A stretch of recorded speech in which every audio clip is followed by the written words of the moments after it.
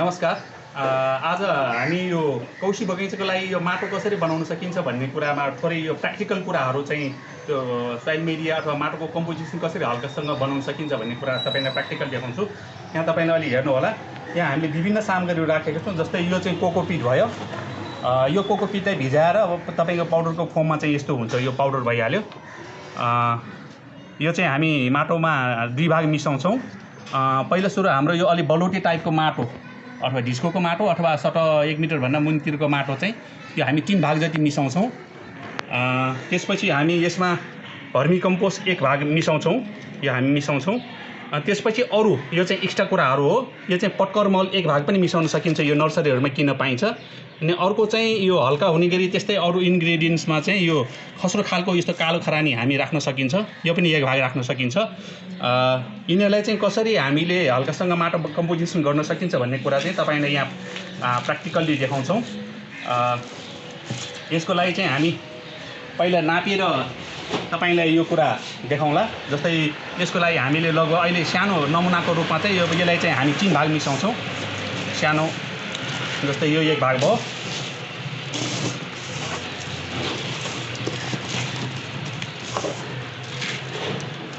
दुई भाग भयो,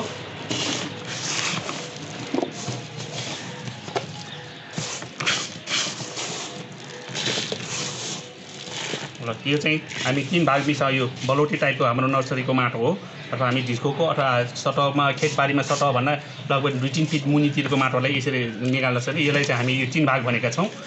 त्यसपछि यसमा हामी यो कोकोपिटलाई चाहिँ 2 भाग मिसाउँछौँ। पहिला बजारमा आउँदा यसो ढिकोमा आउँछ, यसले पानीमा ढडाएर फुरफुराएपछि यो पाउडर फर्ममा आउँछ। यसलाई चाहिँ हामी 2 भाग मिसाउँछौँ।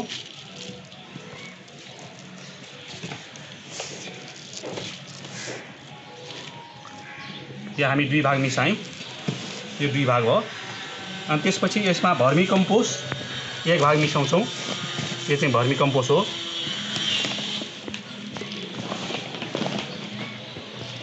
यो भर्मी कम्पोस्ट 1 भाग हो। अनि यो अलिकति यो कोकोपिट अलिकति भएको चाहिँ हामी पछि यो मिसाउनलाई हामी बिउ प्रायः जस्तो हामी बिउ बिरुवाहरू राख्दाखेरि चाहिँ एकदमै डेलिकेट हिसाबले हल्कासँग छोप्नु पर्ने हुन्छ। त्यसको लागि चाहिँ यो अलिकति हामी एक्स्ट्रा राखेका छौँ। अब यसलाई चाहिँ हामी मिसाउँछौँ। यसलाई हामी ग्यावलले पनि मिसाउन सकिन्छ। यसमा यो खरानी र यो पटकर मल चाहिँ तपाईँले आफ्नोमा छ अथवा वनजङ्गलको सतहको माटो भेटाउनुहुन्छ भने त्यो पटकर मल अथवा नर्सरीबाट किनेर राख्न सक्नुहुन्छ, अथवा छैन भने किनेर राख्नै पर्छसम्म चाहिँ बाध्य छैन। यसलाई चाहिँ हामी यो मिसाउँदाखेरि पहिले यताबाट उतातिर यो पल्टाउँदै जाने हो। यो भाँडामा मिसाउँदा अलिक ठुलो ठाउँमा यसरी मिसाउन सकिन्छ। एकचोटि भयो, अनि त्यसपछि अर्को 2 चोटि गरेर यसरी 3 चोटि जति पल्टायो भने यो ढलान पल्टा जस्तो पल्टायो भने यो राम्रैसँग माटो मिल्छ। 2 चोटि भयो।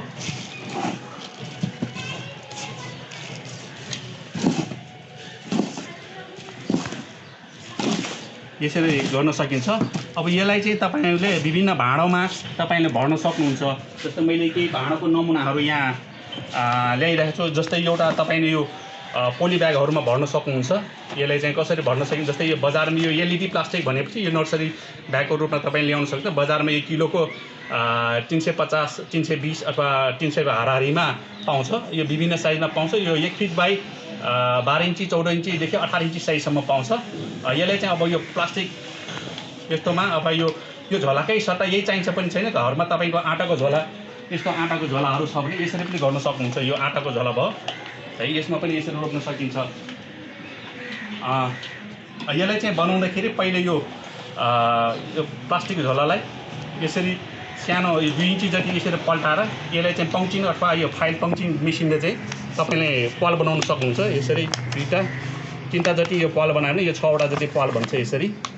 अनि यसलाई चाहिँ यो यतिकै राख्दा नअड्ने खालको हुन्छ, भुइँमा बस्ने खालको बनाउँदा यो कुनाले बिचसम्म चाहिँ यसरी भित्र छिराउनु पर्छ, यताबाट भित्र। यो तपाईँको बोराले पनि गर्ने तरिका यही हो।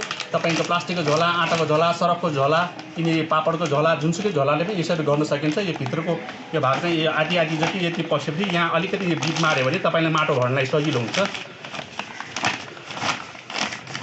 यसरी भर्न सकिन्छ। यसलाई चाहिँ यो बिचमा ठ्याक्क पराएर यसलाई चाहिँ माटो बस्दाखेरि यो बस्ने खालको यस्तो भाँडा बन्छ। यो भित्रको स्ट्रक्चर चाहिँ तपाईँले हेर्नु होला। भित्र चाहिँ एक आपसमा कुना चाहिँ लगभग छोएको अवस्थामा हुनुपर्छ। यो बुढ्याउनाले ठ्याक्क गरेर सिधा राख्न सकिन्छ। यो भयो भने अब तपाईँको यो झोलामा तपाईँले माटो भर्न सक्नुहुन्छ यसरी, हैन। अहिले यसरी माटो भर्दा यो अब तपाईँले माटो भरेपछि यो चाहिँ थपक्क बस्ने खालको हुन्छ। यसरी पनि गर्न सकिन्छ। होइन भने अहिले बजारमा यस्तो जियो टेक्सटाइलको यसको ग्रो ब्यागहरू किन्न पाइन्छ है। यो बजारमा किन्न पाइने चिज हो। यो अहिले अनलाइन डेलिभरी हुन्छ। तपाईँको सम्पर्क नम्बर चाहियो भने दिन सकिन्छ। सम्पर्क गरेर यो विभिन्न अनलाइन सेवाबाट चाहिँ यस्तो ग्रो ब्यागहरू, जियो टेक्सटाइलको ग्रो ब्यागहरू जस्तै मैले पनि रोपेको छ, यस्तो खालको बिरुवाहरू रोप्न सकिन्छ यसमा। त्यो होइन अनि आफैले बनाउने हो भने जस्तै यो आँटाको मैले बनाएर यो रोपेको भयो, यो आँटाको झोलामा यसरी पनि रोप्न सकिन्छ। अर्को चाहिँ यो कटन कपडाहरूको पनि बनाउन सकिन्छ। यो कपडा सिमेन्टेडमा भिजाएर बनाएको कुरा हो। मैले केही चाहिँ यो बन्दाबन्दीको अवस्थामा केही कुरा बनाएको छु यस्तो। जस्तै यो चाहिँ सबै यसरी पनि बनाउन सकिन्छ विभिन्न भाँडाहरू है। यो चाहिँ आफ्नो घरमा फुर्सदको टाइममा बनाउन सकिने कुराहरू हो, यो बनाउन सकिन्छ। होइन भने अहिले सबै हाम्रो घरमा यो पेट बोतलहरू पाइन्छ। यसलाई पनि यो विभिन्न ढाँचामा यसरी काटेर सेल्फ वाटरिङ कन्टेनर हिसाबमा यसरी पनि बनाउन सकिन्छ। यसमा पनि भर्न सकिने भयो।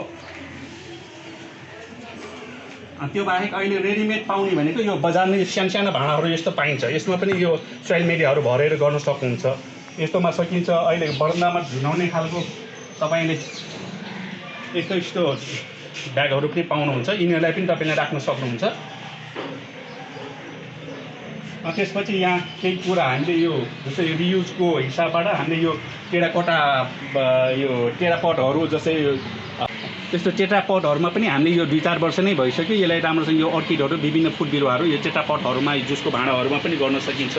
होइन भने यस्तो यो अहिले प्रायः जस्तो यो बजारमै किन्न पाइन्छ यो दुधको क्रेटहरू, त्यो दुधको क्रेटमा पनि गर्न सकिन्छ। यसमा विभिन्न बेर्नाहरू उमार्न सकिन्छ। अनि अर्को चाहिँ हामी अब यसलाई चाहिँ बिउ बेर्नको लागि तयारी कसरी गर्नु त भन्दाखेरि यसमा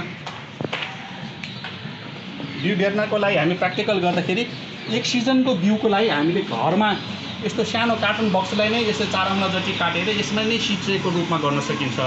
यसमा गर्दाखेरि चाहिँ धेरै सजिलो छ। बनाएको माटोलाई चाहिँ हामीले यसमा भर्ने हो।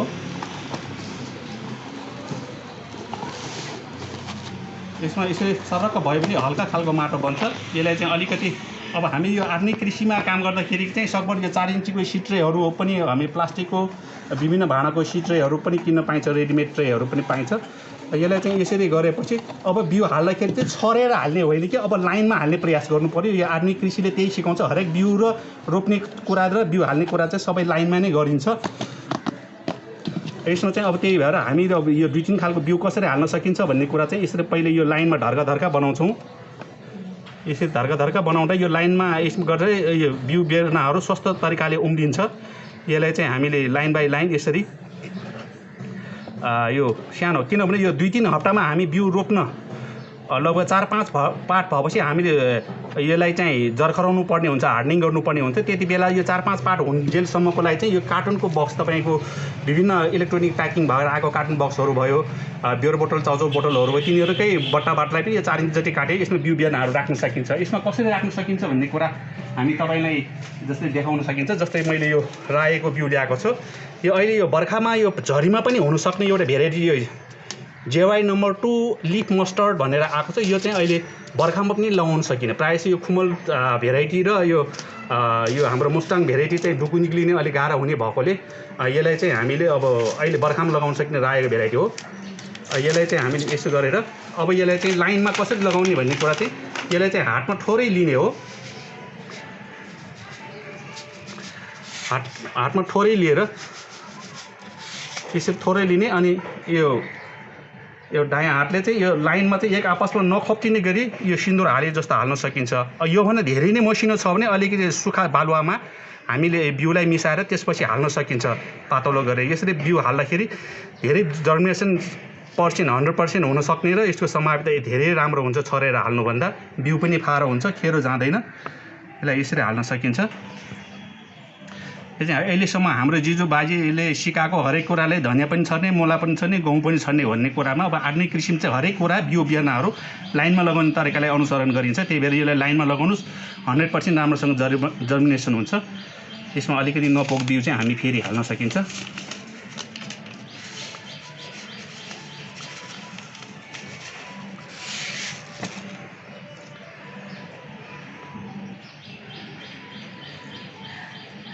यसले दोहोऱ्याएर नहाल्ने, यहाँ जति हाल्नु सक्यो त्यसपछि बढी भएको बिउ चाहिँ हामी नेक्स्ट सिजनको लागि हामी राख्न सकिन्छ।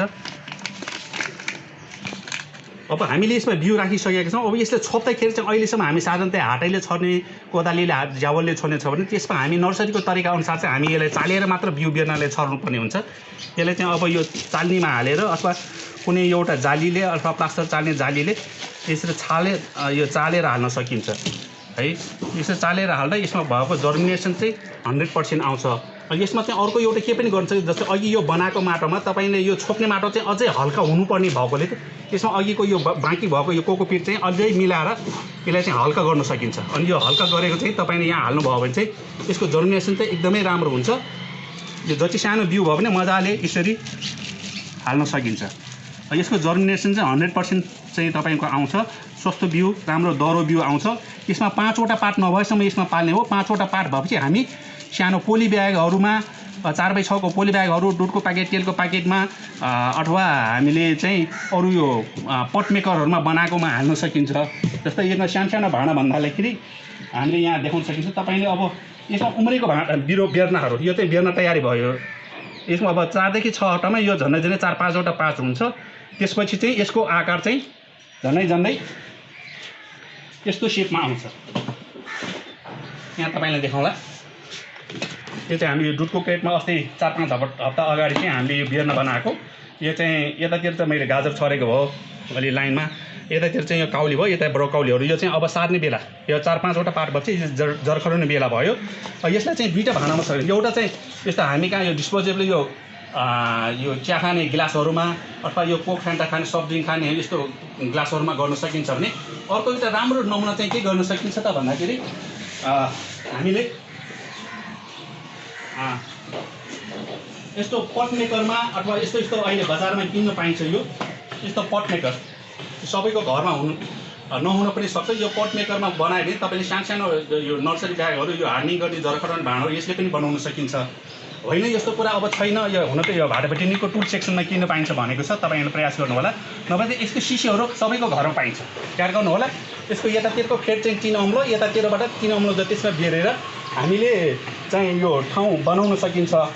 यसमा बनाउँदाखेरि धेरै के गर्न सकिन्छ त भन्दाखेरि जस्तै हाम्रो A4 साइजको पेपर हो भने चाहिँ यसलाई ठ्याक्क 2 भाग यसरी काट्ने। A4 साइजको पेपरलाई यसरी 2 भाग काट्यो भने यसमा ठ्याक्क यो बढ्ने खालको सानो नर्सरी ब्यागहरू बन्छ तुरुन्तै है। यसमा त्यो चिनो अम्ला जति तपाईँले यो चिनो लगाउनु भएको जहाँसम्म त्यसलाई चाहिँ यसरी बेर्नु भयो भने यो चाहिँ अब जहाँसम्म सकेको त्यो सकेको ठाउँमा यसले यसो छिच्यो भने यो 2 टुक्रा यसरी गर्ने। यो चुच्चोलाई चाहिँ तपाईँको यो कुना भएको ठाउँमा चाहिँ यसरी छिराउने भयो भने यो यसरी छिरेपछि यो सानो यसरी हुन्छ। अब यसमा चाहिँ तपाईँ यो निकालेपछि यो सानो नर्सरी ब्याग बन्छ। यो तपाईँको प्लास्टिक नै किन्नुपर्छ जरुरी छैन, होइन भने यो 2टा चिजलाई प्रयोग गर्न सकिने भयो। अथवा यो पेपरका घरमा झुरा कागजहरू यस्तो A4 साइजको पेपर म्यागजिनहरू छ भने यसलाई तपाईँले प्रयोग गर्न सकिन्छ। यसमा तपाईँले यसरी माटो भर्नुभयो भने यसमा अब तपाईँले यहाँको चिज चाहिँ अब रोप्न सक्नुहुन्छ। जस्तै यहाँ मैले यो ब्रोकलीहरू राखेको छु। यो ब्रोकली चाहिँ यहाँबाट यसो निकालेर एउटा बोट जस्तै यो निक्लेको 4-5वटा पार्ट भयो। यसलाई चाहिँ हामीले यहाँ यसो पल पारेर यसलाई चाहिँ यहाँ हार्डनिङ गर्ने जर्खराउने यो डरो बोट बनाउनलाई अब 2-4 हप्ता चाहिँ हामीले राख्न सकिने अवस्था हुन्छ। यसले राख्दाखेरि चाहिँ 5वटा 10वटा अथवा 50वटा कतिवटा बोट चाहिन्छ त्यतिको एउटा सानो ट्रेमा तपाईँले मजाले अथवा यो त सानो भाँडामै अथवा यस्तोमै तपाईँले यो ग्रुपमा राख्नुपर्ने हुन्छ। यो ग्रुपमा राखेर एक आपसमै पानी हालेपछि पौलेर छटासुल्लो हुँदैन। त्यसले 4 हप्ता जति पालेपछि यो दोहोरो बोट भइसकेको हुन्छ, यो जर्कटे भइसकेको हुन्छ। त्यसपछि तपाईँले जहाँ रोप्ने हो, गमलामा रोप्ने, क्यारीमा रोप्ने, बारीमा रोप्ने, करेसोमा रोप्ने, त्यहाँ खाल्डो खनेर मलसल हालेर रेडी बनाएर त्यो ठाउँमा यो कागजी सुधा रोप्ने हो। यो प्लास्टिक जस्तो निकालेर रोप्नु परेन। कागजी सुधा रोपेपछि त्यसपछि यही पनि मल भएर जान्छ। यो भनेपछि झुरा कागजको तह लाग्ने हुन्छ। यति गर्न सक्यो भने हामीले यो माटोको कम्पोजिसन, बोट बेर्ना उमार्नु र त्यसपछि बेर्नालाई हार्डनिङ गरेर जर्खराएर त्यसपछि रोप्न सक्ने तयारी चाहिँ सफलतापूर्वक गर्न सकिन्छ। धन्यवाद।